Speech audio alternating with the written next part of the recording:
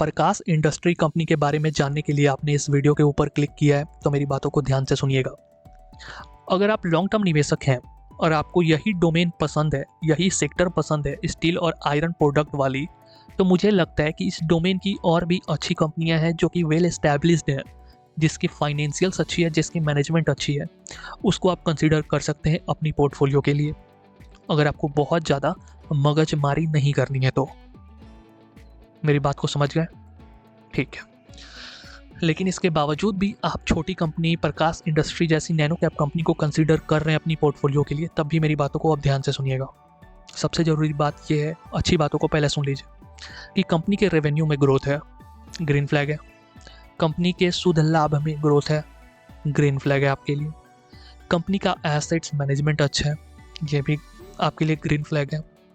Intrinsic value की बात कर लें तो शेयर की इंट्रिंसिक वैल्यू 154 रुपये के करीब में है, और जो शेयर के भाव जिस पे ये ट्रेड कर रहा है 123 रुपये, यानी कि अपनी इंट्रिंसिक वैल्यू से नीचे में ये ट्रेड कर रहा है, तो ये भी एक अच्छी बात है।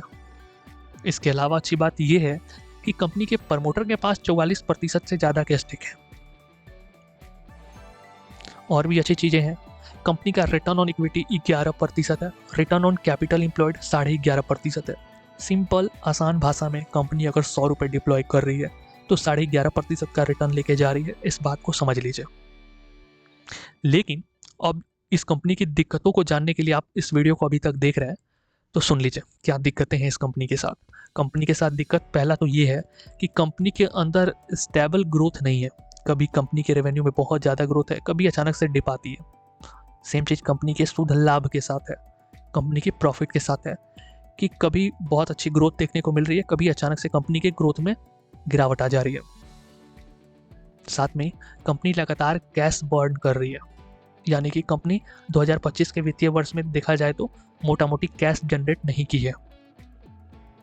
इसके अलावा कंपनी के भीतर दिक्कत ये है कि कंपनी का जो शेयर होल्डिंग पैटर्न है वो भी बहुत ज़्यादा कन्विक्शन नहीं देता है एज ए इन्वेस्टर मुझे, क्योंकि इसके भीतर इंस्टीट्यूशनल इन्वेस्टर के स्टेक नहीं है, और जहाँ भी इंस्टीट्यूशनल इन्वेस्टर्स नहीं होते हैं वहाँ पे देखा यही जाता है कि कंपनी में बहुत ज़्यादा पोटेंशियल नहीं होती है, बहुत ज़्यादा ग्रोथ की अपॉर्चुनिटी उस कंपनी को मिलती नहीं है, क्योंकि जो इंस्टीट्यूशनल इन्वेस्टर होते हैं वो हम रिटेल निवेशक से ज़्यादा अपॉर्चुनिस्टिक होते हैं, जो बहुत ज़्यादा वित्तीय स्थिति, बहुत ज़्यादा मैनेजमेंट को एनालिसिस करने के बाद ही निवेश करते हैं, कंपनी की इंटरनल डेटा को एक्सेस करने के बाद ही निवेश करते हैं, इनसाइडर इन्फॉर्मेशन निकाल के।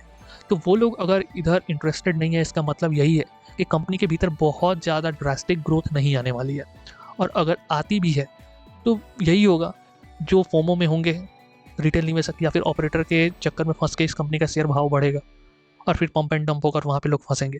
तो ज़रूरी यही है कि आप पहले डिटेल एनालिसिस कर लीजिए खुद से। वैसे तो मैंने आपको बता ही दिया है कि अच्छी चीज़ें क्या है, बुरी चीज़ें क्या है, उसके बाद निवेश निर्णय कीजिएगा। सिर्फ मेरी बातों को सुन के किसी भी कंपनी के शेयर को ना ही खरीदने की ज़रूरत है और ना ही बेचने की ज़रूरत है। वीडियो सही लगी हो, बातें समझ आ गई हो, तो चैनल को सब्सक्राइब कर लीजिएगा। चैनल आप लोगों का है।